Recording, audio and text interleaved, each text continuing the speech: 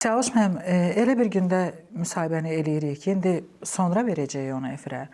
Amma bugün ayın 19-udur. Və 19-u bayaq sizinlə bərabər ikimiz də yada saldıq ki, sizin üçün də bir önəmli bir tarixdir. Hansı tarixdir bu? Allah rəhmət eləsin, Rafiq Babayev ayın 94-cü il 19 Mart Bakıda metroda keçirilən terror aktı nəticəsində Rafiq Babayev həyatını itirdi. Bilirsiniz, 32 il keçir. 33. 33 il. Və Rafiq Babayevin həlak olması tək Rafiqi məhv eləmək deyil. Ümumiyyətlə, Azərbaycan mədəniyyətinə böyük zərbədir. Əlbəttə ki, insani keyfiyyət baxanda Rafiq kimin çox ziyalı, çox bilirsiniz, vətənpərvər, çox maraqlı bir insan, Azərbaycana nə qədər mədəniyyətinə xeyir vermiş bir insan. Görün, nə boyda insandır ki, belə bir insanla Rəşid Behbudov kimi adam işləyirdi, Müslüm Maqamayev kimi insanlar işləyirdi. O, neçə musiqiçilər yetişdirdi, neçə gözəl musiqi hədiyyələri, əsərləri Azərbaycan mədəniyyətinə bəxş elədi. Elə mənim yaşıdlarım, bizi deyir Pliyada, bizim musiqiçilər, biz hamımız elə Rafiq Babayevin əsərləriyik. Sonra darıxdınız mı ondan ötürü? Biz darıxdıq da, biz bugünə qədər darıxırıq. Bugünə qədər onun söhbətləri, onun məsləhətləri, onun fikirləri, onun ideyaları, onlar hamısı bugünə qədər hamısı qulağımızda səslənir.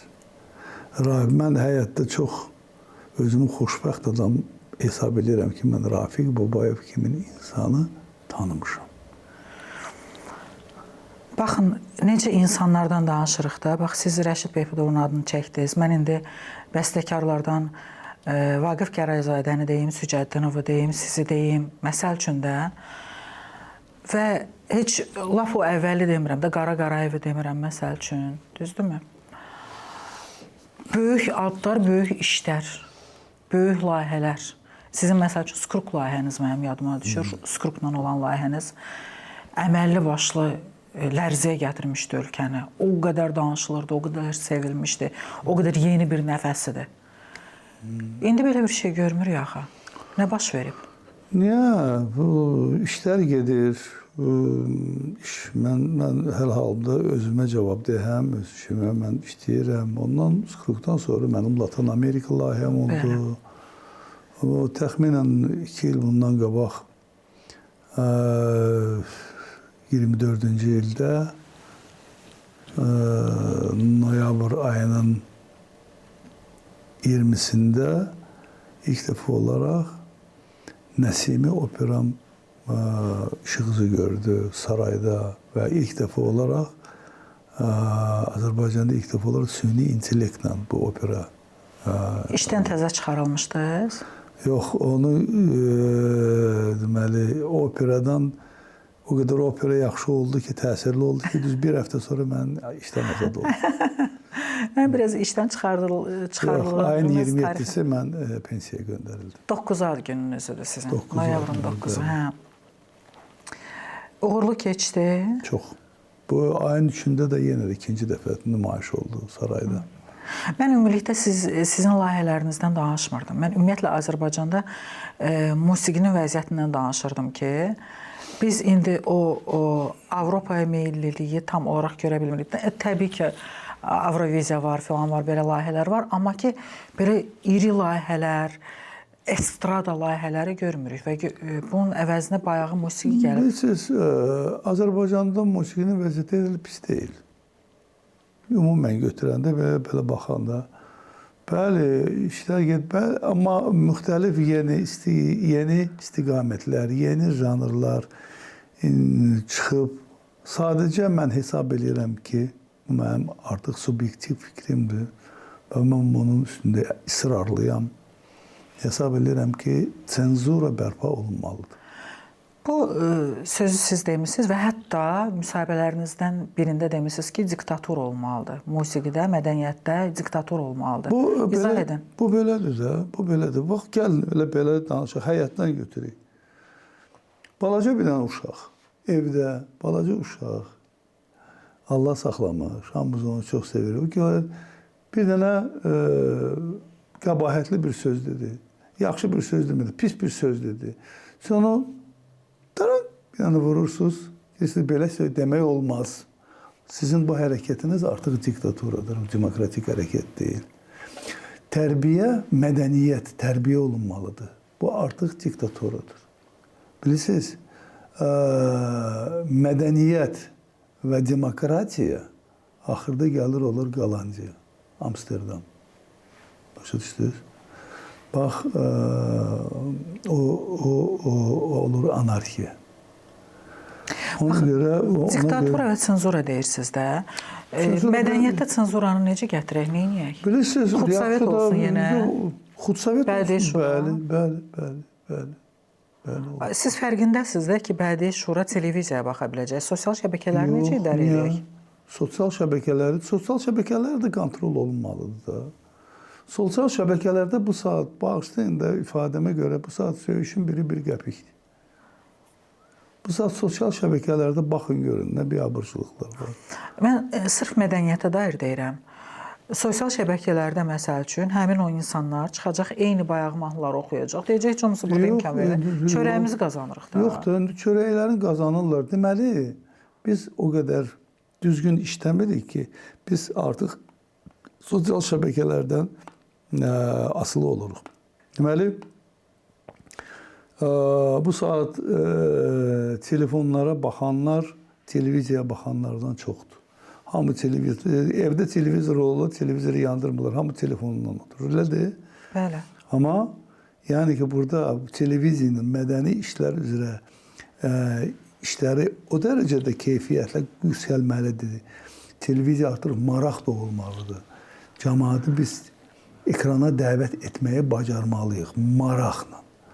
Düzdür, sosial şəbəkələr də var, amma sosial şəbəkələr elə var ki, məsələn, elə ölkələr var ki, orada Facebook yoxdur, elələri var, WhatsApp yoxdur. Yəni ki, dövlətin mədəni proqramı yox, bir dəqiqə.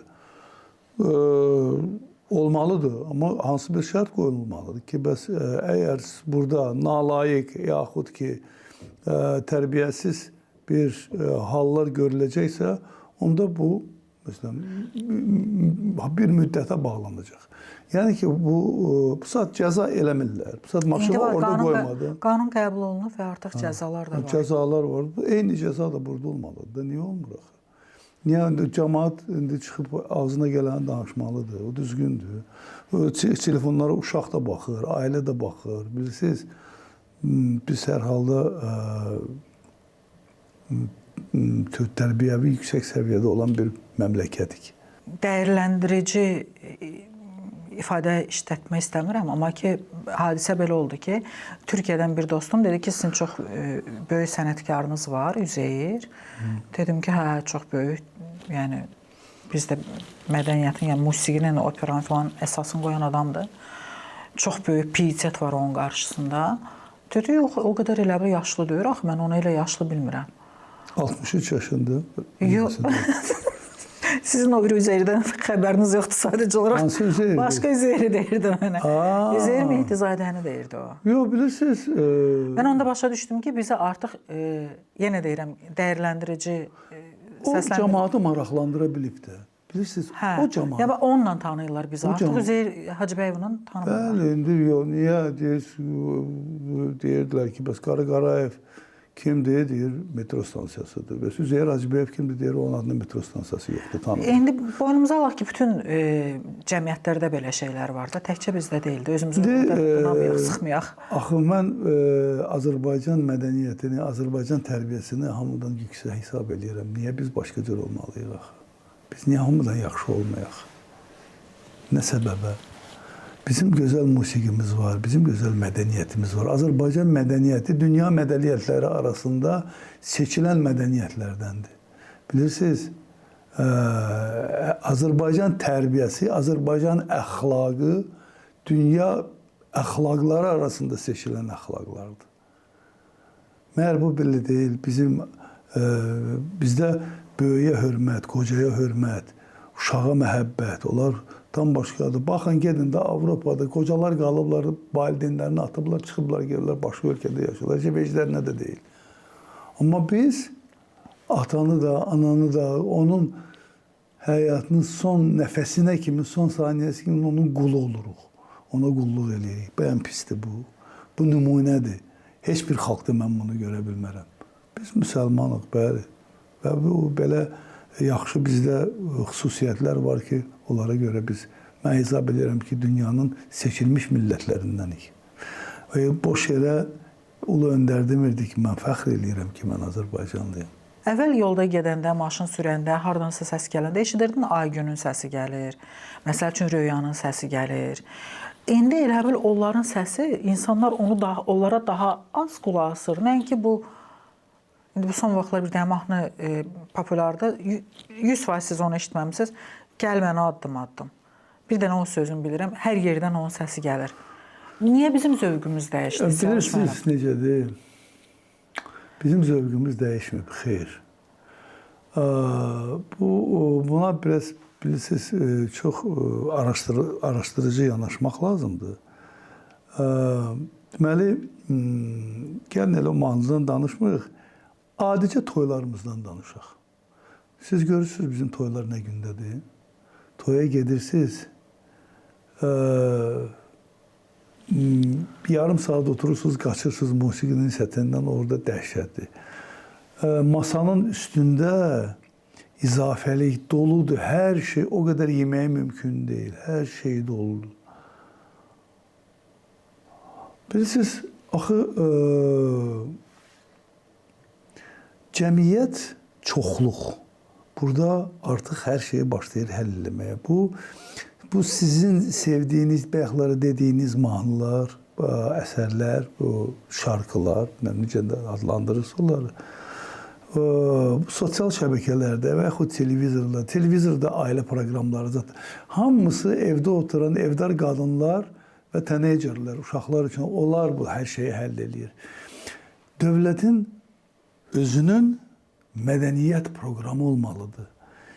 Mədəniyyət proqramı, yəni bu Mədəniyyət Nazirliyi deyil. Söhbət ümumiyyətlə cəmiyyətin mədəni səviyyəsinin yüksəlməsindən gedir. Mən 72-ci ildən başlayaraq Azərbaycan televiziyasına çıxıram. Və mən o vaxtları cəmi 2 dənə kanal var idi. Bir Azər TV idi, bir də ki Moskvanın 1-ci kanalı. Saat 10-a kimin biz konsert proqram verir. Çünki onda Vremya başlayırdı. Efirə gedirdi. Yəni mən gələndə birinci gün mən gərək geyimimdə, səliqəmdə olmalı. Çünki mənə deyirlər, sənə deyirlər milyonlar baxır. Sən nümunə olmalısan. Bilirsiniz, bunlar hamısı. Amma bu günlərə baxın, görün. Biri botaz qoyur bura, biri nə bilim, neyniyir, biri neyniyir, bu cırıq şalvarla çıxır. Və belə şeylər bu günlər ola bilsin ki, məni biraz köhnə fikirlə adlandıra bilərlər ki, bu gün müasir dəb belədir filan. Yox, dəb ola bilər. Amma mədəniyyət, baxın da, baxın Rusiyanın televiziyasını, ictimai proqramlarda, zatlarda, xəbərlərdə, hamısı qalstukda filan, fişmişon, çox ədəb-ərkanla çıxır. Siz görürsünüz ki, başqa kimlərsə necəsə çıxır. Bilirsiniz, hər şey bizim özümüzdən asılıdır. Onların da öz zövqsüzlüyü var da. Onların da özü, amma biz niyə kimə baxıb nəsə öyrənməli? Qoy bizdən öyrənsinlər. Qoy məndən öyrənsinlər. Niyə öyrənmirlər? Biz axı, mən bayaqları qeyd edirəm. Qəhrəmanlar dəyişdi də ona görə. Musiqidə qəhrəmanlar dəyişdi, bu önəmlidir. Bilirsiniz, nə qədər qəhrəmanlar dəyişir, Üzeyir bəydir. O təməldir. Bilirsiniz, Fikrət Əmirovdur. Rəşid Behbudovdur. Bunlar hamısı bizim qürurumuzdur. Biz bunlarla fəxr eləyirik.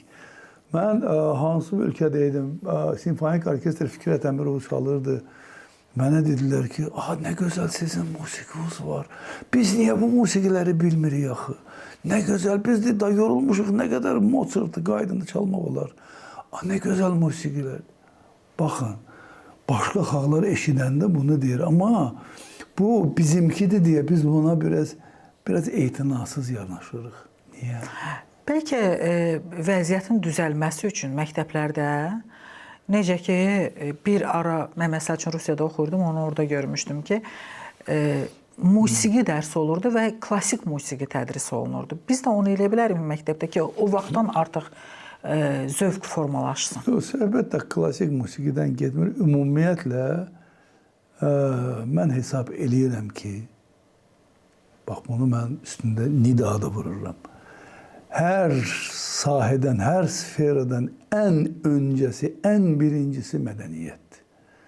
Çünki bizim yeməyimizdə də mədəniyyət var, hərəkətimizdə də var, danışığımızda da var, münasibətimizdə də var. Mədəniyyət siyasətdə də ola bilər, mədəniyyət iqtisadiyyatda da ola bilər. Hər yerdə mədəniyyət var. Ona görə mədəniyyətə daha çox önəm vermək lazımdır. Əlbəttə ki, məktəblərdə tək musiqi, ümumiyyətlə bəli, onu ola bilsin. Rəsmdir, nə bilim, musiqi dərsləridir. Hər bir Azərbaycanlı mütləq deyil ki, amma bilməlidir ki, Azərbaycanın muğamı var. Azərbaycanın naxışıq musiqisi var. Azərbaycanın Üzeyir bəyi var. Azərbaycanın, nə bilim, Fikrət Əmirov var. Çox şeylər var. Tahir Salahov var. Azərbaycan Toğrul Nərimanbəyov var. Ay, nə bilim, çox şeylər demək olar. İnsanı tərbiyə, hər şey tərbiyədən gəlir. Ölünü öz başına qoysan, yırtıb çək, kəfəni dağılır. Olmaz. Ona görə buraxırıq öz-özünə kim nə istəyir qulaq asır. Bəli, azadlıq burada olmalıdır. Amma prioritet nəyəsə verilməlidir. Düzdür? Bəli. Mən belə hesab edirəm. Mən məsələn, mənim evimdə heç vaxt məsələn, dediyi bəyəxləri mahnı dediyi, addım nədir, mən bilmirəm, heç xəbərim də yoxdur onun. Amma o ki, deyirsiniz, Üzeyir Mehdizadə, mən sizə deyim, mən oğlana hörmət edirəm, o ağıllı oğlandır. O düzgün, o çox düzgün yanaşır. Bəli, indi bu da onun stilidir. Bu günləri meyxana efirləri götürüb, Meyxanaya icazə verilmir televiziyadan. Çünki bilirsiniz, meyxana lokal mədəniyyətdir. Onu xaricə qastrolu aparmaq mümkün deyil. Bilirsiniz, amma sənəti aparmaq mümkündür. Nəyə görə siz Üzeyirə dediniz ki, hörmət edirəm ona? Yox, çünki o işləyir, öz üzərində işləyir. O öz yolunu tapıb, bilirsiniz, o biznes baxımından çox düzgün işləyir. O cəmiyyətin belə vəziyyətini nəzərə alıb və özünü reklam edir və özünün artıq öz auditoriyası var. Onun özü də, mən onun mədəniyyəti əlbəttə ki, mənim üçün maraqlı deyil, amma mən fikir verirəm, görürəm də. Bax, Üzeyir Mehdizadə kimi çox adam var da və ona görə də Üzeyir Hacıbəyovlar... Sizin xəbəriniz yoxdur. Baxın, Üzbəkistan Üzeyir Mehdizadə üçün ürəyə gedir. Qazaxıstan ürəyə gedir. Bilirəm. Onlar onu az qala xalq artisti kimi sayırlar, bilirsiniz? Bu bizim uğurumuzdur. Bu bizim uğurumuz deyil, bu Üzeyir'in uğurudur. Mədəniyyətimiz üçün nədir bu? Mədəniyyətimiz üçün biz öz uğurumuzu təbliğ eləyə bilmirik. Biz öz fikrətimizi təbliğ eləyə bilmirik. Biz, necə deyim sizə, Akşin Əlizadədir, bizim, nə bilim, gənc bəstəkarlardır, Emil Əfrasiyabdır, Vaqif Gərayzədir. Baxın, bizim nə qədər gəncdir, biz onları niyə təbliğ eləmirik? Bizim təbliğat maşınımız yoxdur. Bizdə, baxın, Ros konsert var, Ukr konsert var, Arm konsert, o da var. Uz konsert var, Az konsert niyə yoxdur? Biz niyə öz mədəniyyətimizi dünyaya yaya bilmirik? Mən gedirəm Almaniyada, pəncərədən daş gəlir, oxuyuram, Alman mənə deyir ki, sən erməni mahnısını niyə oxuyursan bizim üçün? Çünki erməni məndən qabaq gedib onu artıq mənim mahnımı ora erməni mahnısı kimi təbliğ edir. Amma mən gedib təbliğ eləyə bilmirəm. Çünki mən təbliğatım zəifdir. Zəif də deyil, ümumiyyətlə yoxdur. Siz bunu Mədəniyyət Nazirliyində qaldırmısınız bu məsələni? Mən bu məsələni dəfələrlə qaldırmışam. Keçirilən konfranslarda da mən Mədəniyyət Nazirliyində onların yəqin ki proqramı var, onlar nəsə işləyirlər, eləyirlər. Siyavuş müəllim, bayaq deyəndə ki, təqaüdə getdiniz, göndərildiniz. Elə bir təəssüf hiss elədim. Gözü qarşıla təəssüf hiss elədim səsinizdə, intonasiyanızda. Getmək istəmirdiniz təqaüdə? Bilirsiniz, getmək deyəndə ki, mən bilirəm ki, məndən qat-qat yaşlı rektorlar var. Hətta 80-də də belə keçmiş rektorlar var. O mən hələ 70, yəqin ki, bu mənim yaxşı işimin yaxşı nəticələrinə görə bir mənə dincəlməyə göndərmişdir. Amma siz 23 il rektor. 24 ildən də çox. Birinci ildən 24. Demək olar ki, 25 ildə. Hə, 24-25 il. Dörddə bir əsr. Hə, rektor oldunuz da. Yəni siz sıfırdan... Mən konservatoriyanı yaratdım. Konservatoriya, Milli Konservatoriyanı yarattınız da. Yəni əslində hər şey oturuşdu. Üzeyir bəydən sonra mən ikinci adamam ki, konservatoriya yaratmışam. Nə gözəldir bu. Yaxşı istə, hə? Hələ. Bu tarixi bir faktdır. Hə. İş üçün darıxırsınız indi? Bilirsiniz necədir? Çoxları mənə deyir ki, əşeyi qutardı, getdi, da yadından çıxardı. Mən də bunlara deyirəm ki, bax, sən öz evladını, qızını Allah xoşbəxt eləsin, verdin nerə getdi. Başqa yerdə, ailədə yaşayır. Sən burax da yadından çıxardı, qutardı, getdi. Sən gündə zəng gelirsən, qızım necəsən, nə edirsən, yeməyin var, çörəyin var, suyun var, işığın var. İncitirlər səni, incitmirlər səni. Hər gün maraqlanırsan. Bu da mənim evladımdır da. Maraqlanırsınız hələ də? Mənə hər gün zəng gelib, hər gün məlumatlar verirlər. Hər gün. Təzə rektorda? Xeyr, mənə yox, oradakı tələbələr. Tələbələr mənə hər gün zəng gelir. Mesajlar yazırlar. Tələbələr sizi möhtəşəm yola saldı da. Alqışlarla yola saldılar. Təsir elədi bu sizə? Əlbəttə ki, təsir elədi. Mən gündə onlar hamısı mənim evladlarım idi. Hamısını mən onlara evlad münasibəti bəsləyirdim. Elə bu gün də bəsləyirəm və çox qürurluyam ki, mən Azərbaycana yaxşı sənətkarlar bəxş eləyə bildim. Onlar hamısı bu saat əməkdardılar da var, xalq da var, hər biri var onların. Yəni yaxşı konservatoriya yaratdınız, hə? Onu mən deməməliyəm. Yox, yəni öz işinizi dəyərləndirə bilir, kənardan baxa bilirsiniz artıq. Mənim çox yaxın bir dostum, o da xalq artistidir, o da tanınmış bir professordur. Bir dəfə təxminən elə bir işimin sonlarına yaxın zamanda mənə yaxınlaşdı, dedi ki, bilirsən, əgər Üzeyir bəy sağ olsaydı, bu saat gəlib baxsaydı konservatoriyalara, sən konservatoriya onun lap hoşuna gələrdi. Mənim üçün ləzzət elədi, yaxşı söz dedi. Amma bizdə orada yaradıcılıq atmosferi idi. Və biz çox şeylərə nail olduq. Təsəvvür eləyin ki, hətta elə bir vəziyyətə gəlirdi. Hər bir, burada Azərbaycanda yerləşən hər bir səfirliyin müstəqillik günləri keçirilirdi. İstəyir Yaponiya olsun, istəyir Yunanistan olsun, istəyir ki...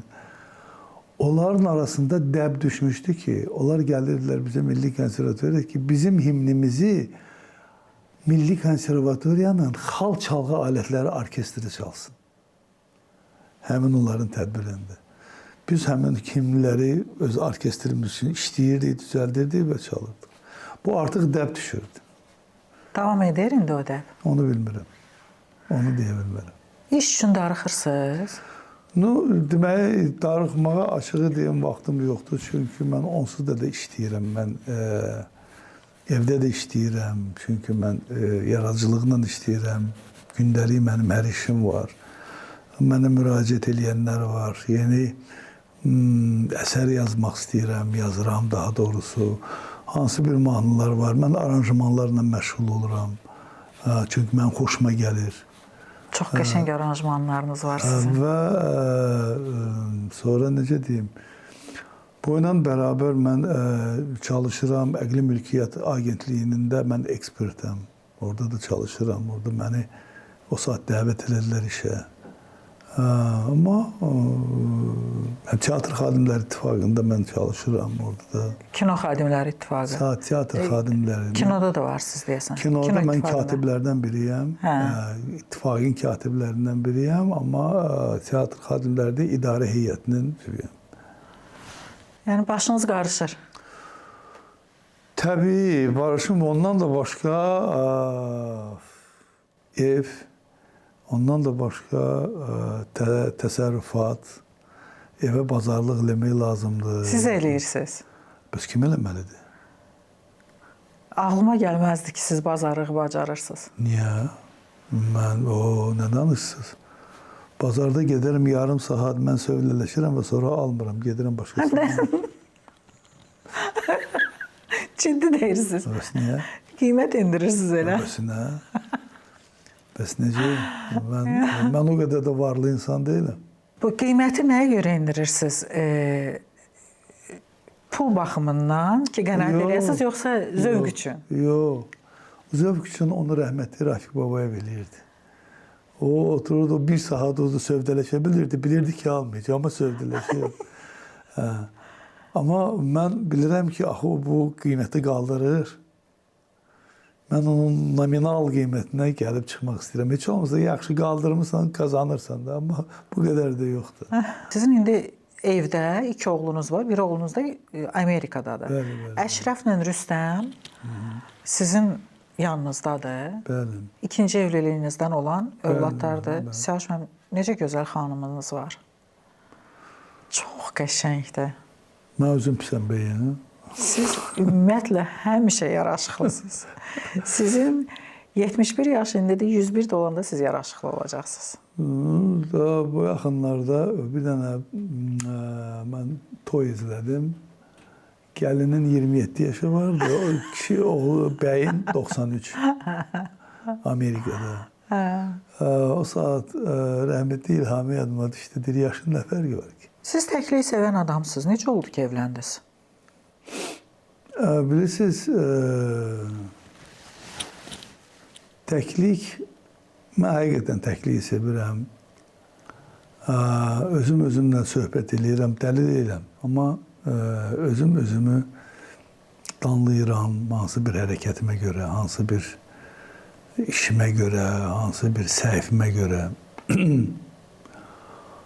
Amma bilirsiniz, haçansı insanın elə bir zamanı gəlir ki, ümumiyyətlə hesab edirəm ki, hansı bir ocaq olmalıdır. İnsan o ocağa həmişə getməlidir. O ocaq səni isitməlidir, qızdırmalıdır. Və bu ocağın da adı olur ailə. Bilirsən, vaxt gəlir, indi biz hər zaman belə şux qalmırıq ki, bizim elə bir Allah deyir ki, qocalıq, çoxlar deyir, qocalığı Allah hər kəsə qismət eləmir. Onu da yaddan çıxartmayın. Hər kəsə qismət olunmur. Elə bir vaxt olacaq ki, sənə gecə heç olmasa bir stəkan su ver gətir bilsinlər, üstüyü örtsünlər ki, sənə soyuq olmasın. Belə bir halı ola bilər. Ona görə insan bu baxımdan tək olmamalıdır. Amma siz o baxımda tək olmadınız, yoxsa aşiq oldunuz? Siz o baxımdan ailə qurdunuz, yoxsa aşiq oldunuz? Həm gözəl xanım idi. Gözəl xanımdır. Həm gözəl xanım idi, həm də ki, o baxımdan da vardı. Aşiq oldunuz? Bəli də, niyə də yox? Nə var ki burada? Həm aşiq olduq, həm o bir baxımdan, bayaqları dediyiniz kimi ailə baxımından. Amma bütün bunlara baxmayaraq mən yenə də təkliyi sevirəm.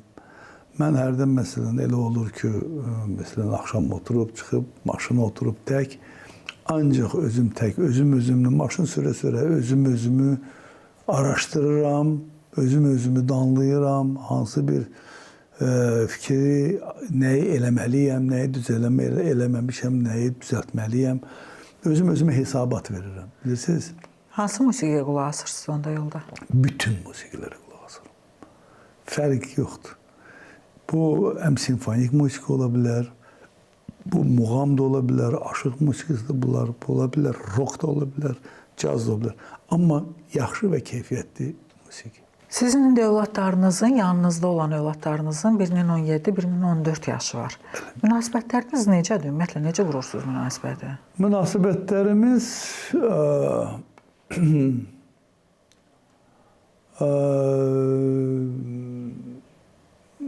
necə deyim? Mən ümumiyyətlə düzlüyü sevənəm. Kiçiyi ilə daha biz isinməyimiz daha yaxındır. Böyüklərlə yox. Eminlə məsələn Eminlə 45, Eminlə belələ Emin 2 aydan bir mənə zəng eləyər eləməz. Mən buna zəng edirəm, telefonu götürürüm. Sonra da zəng edirəm, masaj edirəm, hardasan? Bir zəng elə, bəlkə ölmüşəm, qalmışam, bəlkə yıxılmışam, mənə qaldıran lazımdır. Zəng edir, sonra mesaj ki, vaxtım yoxdur, işləyirəm. Burada gecə-gündüz məsələsi də var. Bir də düz 12 saat fərqimiz var. Əşrəf də artıq 17 yaşı var, onun artıq öz çevrəsi var, onun dostları var. Evdə məsələn heç kəs başa düşməsin deyə öz otağına girir, ancaq ingiliscə danışır. Daha bilmir ki, mən başa düşürəm. Amma artıq böyükdür, onun artıq hər şeyə öz yanaşması var. Və sadəcə mən adi ata rolunun ifaçısıyam. Rüstəmlə yaxınlaşmanız necədir? Rüstəm o biraz daha necə bilirsiniz şeydir. Daha hərarətlidir mənə qarşı. Əşrəfdən biraz baxmayaraq ki, Əşrəf mənim atamın adını daşıyır. Rüstəm də mənim babamın adını daşıyır. Bax, ona görə o daha biraz hərarətlidir. Amma mən çox rahatam. Çünki bilirəm ki, zaman gələcək, indi onların öz problemləri, öz ailələri, öz evladları, başları onların baş qaşımağa zamanları olmayacaq. Bilirsiniz, övladı dartıb gəlsən mənim yanımda ol, siyasəti düzgün siyasət deyil. Düzgün siyasət deyil. Ona görə çalışmaq lazımdır ki, hər zaman ayaqüstə olasan və heç kəsdən asılı olmayasan. Amma qocalaqdan qorxursunuz? Niyə? Çoxları ölümdən qorxur. Bu ən zəif insanlardır. Hamı da bilir ki, öləcək. Qorxulu deyil ki. Nə danışırsınız? Bu ölüm, o mütləqdir. Hər kəs üçün mütləqdir. Dünyanı heç kəs tutub qalmır. Ona... Elə qorxulu tərəfi budur da. Yox da. Ona ən yüksək səviyyədən getmək lazımdır. Ona sevinə-sevinə getmək lazımdır. Sən dünyanı dəyişsən, bundan da yaxşı dünyaya gedirsən. Sən nə danışırsan? Onu dəqiq bilirik. Afrikada biri rəhmətə gedəndə cəmaət kef eləyir. Bunu yola salırlar gəlmir ki, ruhu onun yaşayır. Onun sadəcə cismini aparırlar. Təbiətin qanunudur. Heç kəs deməz ki, deyə bilməz ki, mən ölməyəcəm. Hamı öləcək. Onu görə qorxurlar. Ən qorxulu tərəf oldu da. Niyə qorxursan? Yəni, qaçılmaz bir şeydir. Yox. O qaçılmazdır. Ona münasibət dəyişilməlidir. Ona münasibəti dəyişin. Ona başqa cür yanaşın. Yaxşı, bəs qocalıq, gücsüzlük? Qocalıq, gücsüzlük olur da. İndi o fiziki Bax bilirsiniz, mən də dünyanı çox gəzmişəm də. Dünyada mən məsələn müxtəlif Skandinaviyada, Amerikada məsələn mən qocalar evində Seattle'da konsert vermişik. O Seattle'da qocalar evini gördüm. Aman Allah. Bu qocalar necə xoşbəxtdilər. Orada bilirsiniz, Xoşbəxtdirlərmi? onların manikürü, zadı, bunlara İnsan onunla xoşbəxt olur. Yox, Doğman yanında bir olmalıdır. dəqiqə, yox elə deyil. Sevdiyin yanında. Deyil elə, xeyr. Aləm. O öz həm yaşıdı inandı. Onlar bir-birini başa düşürlər. Onlarda çoxlarının öz evladları ilə problemləri var. Ona görə onlar, o bizdədir. Bizim evladlarımızla problemimiz olmur. Və inşallah ki olmasın. Məsələn ki, bizim ona görə qocalı ev bərəkətli ev olur. Hə. Qocalı ev. Mən atamı, bütün ölünlərə rəhmət. Mən atamı 92 yaşında kimi mən onun nökəri olmuşum. Nə danırsınız? O mənim evimdə o olub, nədən? Hər şey olubdu. Və mən bununla özümü xoşbəxt hiss eləyirdim həmişə. O dünyasını dəyişəndə mən onda dedim ki, indi mən yetim qaldım. Bax belə. Baxmayaraq ki, mənim artıq 50-dən çox yaşım vardı. Bilirsiniz, bax, belə şeylər var. Ona görə çalışmaq lazımdır ki, fiziki sənin imkanların həmişə lazımi səviyyədə olsun. Cavanlığınız üçün darıxırsınız? Mən qocayam ki. 20 yaş üçün deyək, cavanlıq demədi. 20 yaş üçün darıxırsınız. Yeni yetməliyim üçün demək istəyirəm. Yox, bilirsiniz, yox, hər yaşın öz gözəlliyi var. Hər yazın, hər yaşın öz gözəlliyi var. Hər fəslin öz gözəlliyi var. Bilirsiniz, yaşlılığın da, mən ona görə boş yerə demədim ki, qocalığı Allah hər kəsə qismət eləmir.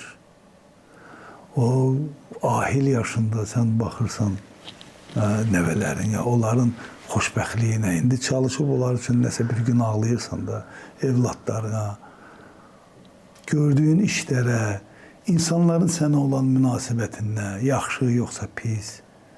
Bax, indi hər kəs gördüyü işlərin hesabatını çəkir, bilir və yaxşı iş görüb, pis iş göründə sənə yaxşı münasibət olmayacaq. Siz yaxşı işlər çox görmüsünüz? Yaşadığınız həyatdan razısınız? Bəli, ancaq mən hətta gəlirlər deyirdilər ki, Ayşə, sən niyə kömək eləyirsən, axı sənə pislik eləyir. Deyirəm, o pisliyindən əl çəkmir, yaxşılığından niyə əl çəkməliyəm axı?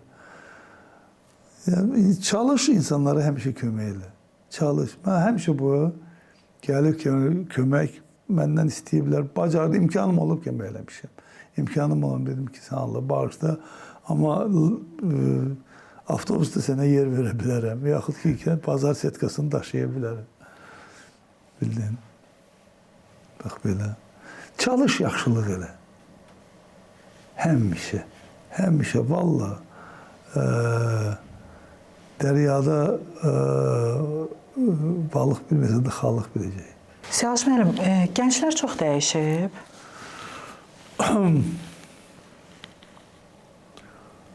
Əlbəttə, bilirsiniz necədir? Bunu siz sual verirsiniz mənə. Mən bir şey yanıma düşür. Həmişə ata və oğul mübahisəsi olubdur. Hər zamanlar olubdur. Oğullar hesab eləyiblər ki, atalar onları başa düşmüş. Siz də elə hesab eləyirdiniz? Yox, indi bir dəqiqədə. Atalar da deyir ki, mən deyirəm, oğlum, o məni eşitsə, düzdür. Əslində düzdür. Böyüyün sözünü eşitmək lazımdır ki, şey eləyəsən, iştibah yolu getməyəsən. Zaman dəyişir, müasirlik, o zaman başqa tələblər meydana gəlir də. Məsələn, çox yaşlı adamların məsələn xoşuna gəlir. Bizim vaxtımızda belə deyil idi. Belə giyməzdilər. Buna yeməkdir, buna musiqidir, buna maşındır, buna evdir, nə bilim. Bizdə onda başqa cür idi. Hə? Və əlbəttə ki, bunlar qəribə gəlir. Amma gənclik bunları qəbul eləyir və bu etirazı qəbul eləmir. Bu həmişə belə ömür boyu, əsrlər boyu, minilliklər boyu oğul və ata və oğul problemləri olubdu. Oğul ata başa düşməməzlik. Bunlar hamısı zamanla əlaqəlidir. Mən demirəm, hər şey olur. Həmişə atalara, böyüklərimizə can qurban. Nə denirsiniz? Mən onun ayağını qoyan yerə biz başımızı qoyarıq. Nə danırsınız? Söhbət ondan gedir. Sadəcə bu zamanı belə müqayisə eləyirsən, bu baş verə biləcək hallardır. Amma gəncləri bəyənirsiniz indi? Əlbəttə bəyənirəm. Bu konservatoriyada gördüyünüz gənclərdən çıxış eləyərək bəyənmirsiniz? Ümumiyyətlə belə baxıram. Öz övladlarınızı da? Mən övladlarım da müxtəlif gənclər olur. Yaxşı da olur, pisi də olur, tərbiyəlisi olur, tərbiyəsiz olur, müxtəlif olur. Amma ümumiyyətlə gəncliyə yaxşı münasibət bəsləmək lazımdır. Niyə? Əvvəla o bizim gələcəyimizdir. Bizim sabahki günümüz onlarla bağlıdır. Və onların yaxşı olmalığına biz də nəsə əl tutmalıyıq, hərəkət eləməliyik, başa salmalıyıq, göstərməliyik. Atanızla da dost ola bilmişdiniz? Atamla dost deyildim, xeyr. Atama sadəcə çox hörmət eləyirdim. Mən atamdan qorxmurdum. Sadəcə onun bir kəlməsi mənim üçün qanunu idi. Mənim atamın huzurunda heç vaxt uzanmamışım. Heç vaxt yadıma gəlmir. Sigaret çəkən vaxtlarımda atam mənim bir dəfə də olsun iyini hiss eləyib, deyib ki, at baş üstə. Amma atmamışım. Bax, yəni ki, hədsiz hörmət. Hədsiz hörmət. Bu hörməti də bizim ailəmizdə anam qoymuşdu. Ataya hörmət. Neçə uşaqdınız? Mən tək və təkrar olunmazam. Mənim mamam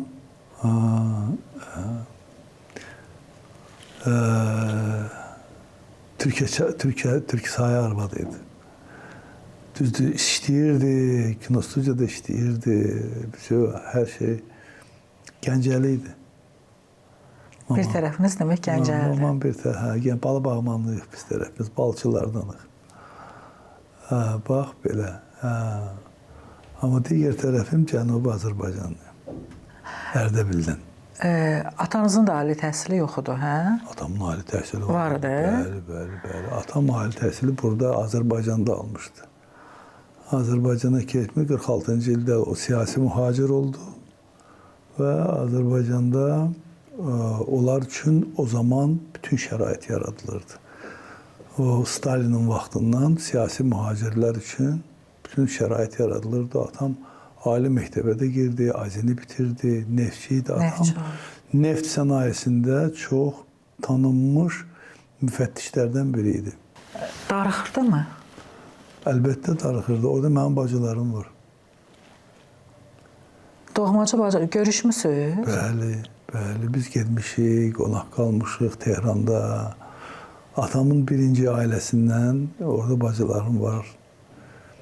Və biz getmişik, münasibətimiz bu günə qədər var. Yəni ünsiyyət saxlayırsınız, hə? Bəli, mütləq. Get-gəl də var idi bu yaxın dövrə qədər? Bu yaxın dövrə qədər düzdür, onlar gəlməmişdilər. Onlar gəlmişdilər 91-ci ildə, 90-cı ya 91-ci ildə gəlmişdilər Azərbaycana.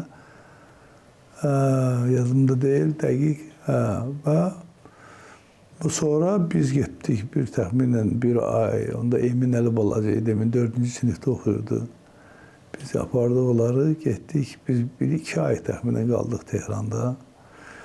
Ondan sonra mən tez-tez İrana gedirdim. Atanız da gördü onları? Atam da getdi, bəli, atam da. Necə oldu görüşləri? Nətər olacaq? Necə olacaqdı görüşlər? Onları yəqin ki, bir-birindən ayırmaq mümkün deyildi. Ata öz qızını 40 ildən artıq görməyəndən sonra necə görüş ola bilər? Necə bilirsiniz? Necə olmuşdu oradan çıxmışdı? Necə olmuşdu çıxmışdı atanız oradan? Atam inqilabçı idi. Atam inqilabçı Qaçmışdı, idi. 46-cı ildə onlar siyasi mühacir, onlar o Ərdəbildə inqilabi fəaliyyət göstərirdi. Demokratik inqilabı pişəvərinin hərəkatını da onda bir hissəsində iştirak edir. Çox fəal idi. 3 dəfə asılmaqdan qaçmışdı. Gecələr qaçdı. Həbsxanadan qaçıb 3 dəfə. Çünki adam fəaliyyəti, inqilab fəaliyyəti həqiqətən çox parlaq idi. Və adam ölüm hökmü kəsilmişdi ona. O qaça bildi. Amma qardaşlarını, onun qardaşlarını, ailəni, onun hamısını bir yerdə güllələdilər. Ciddi? Bəli.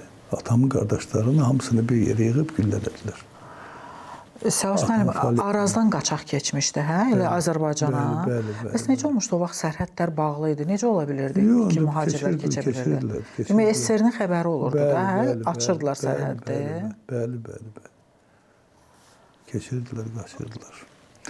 Baxanda görəndə 10 minlərlə siyasi mühacirlər gəlmişdi də o vaxtlarda. Nə qədər siyasi mühacirlər çox idi.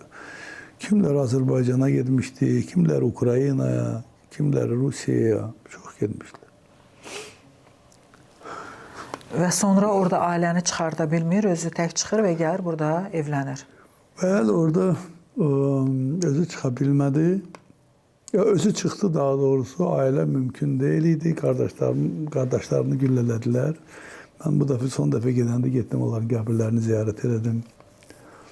19 yaşında, 20 yaşında cavan uşaqları güllələdilər.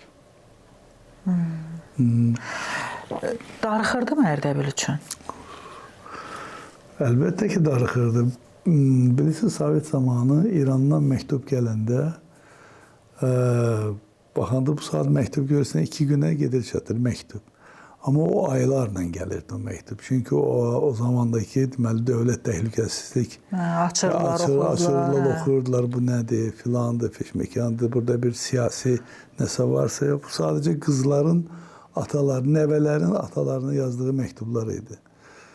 Amma siz uşaq vaxtından bilirdiniz də, hə? Mən bilirdim, bəli. Atam elə hər axşam otururdu, Radio İranı qulaq asırdı. Mən də elə orada səslənən o İran fars musiqisi ilə böyümüşəm. Mən o musiqini yaxşı bilirəm. Bilirsiniz? İran musiqisini. Və hər axşam əlbəttə ki, xəbərlərlə maraqlanırdı. İranda baş verən xəbərlərlə, hər şeylə maraqlanırdı. Çünki ailəsi orada, əzizləri orada. Telefon danışıqlığı mümkün deyil idi. Ancaq məktublaşmaq mümkün idi. Və atamın çox qəşəng dəsti xətti vardı. Hüsni xətt deyilən. O, bilirsiniz, nümunəvi uşaq, hətta nəvələri gəlirdi, atama deyirdi ki, baba, sən bunu necə yazırsan? Koreografiya. Doğrudan çox maraqlı bir şey idi. Mən indiyə kimi o məktubları saxlayıram hələ indiyə kimi. Çox belə qəşəng. Atamın gözəl səsi vardı. Atam gözəl muğam ifaçısı idi. Özü də oxuyardı Hafizi, Sədini. Bu şeirlər oxuyardı. O qəzəllər oxuyardı. Əliağa Vahidi. Amma onu dəvət edirdilər nə qədər televiziya və toylara heç birinə getmədi. Sadəcə dedi, mən ailəm üçün oxuyuram. Mənə də məcbur eləyirdi, mən tarda onu müşahidə eləyirdim. O da muğam oxuyurdu. Səvaş müəllim, yaşadığınız həyata baxında nəyə görə peşmansınız ki, nəyisə eləməmisiniz və yaxud da ki, eləmisiniz? Peşmançılıq çəkməyə kifayət qədər səbəbi var. Kifayət qədər. Amma onlar artıq keçdi, getdi. Sonraki peşmançılıq fayda verməz. Yəni həyatınızı dəyişəcək peşmanlıqlar olub? Yox. Səhvlərim olub. Səhvlərim olub çox. Və o səhvləri mən eləməyə bilərdim. Nəysə, bu barədə danışmayaq. Həyat gözəldir. Çox. Çox.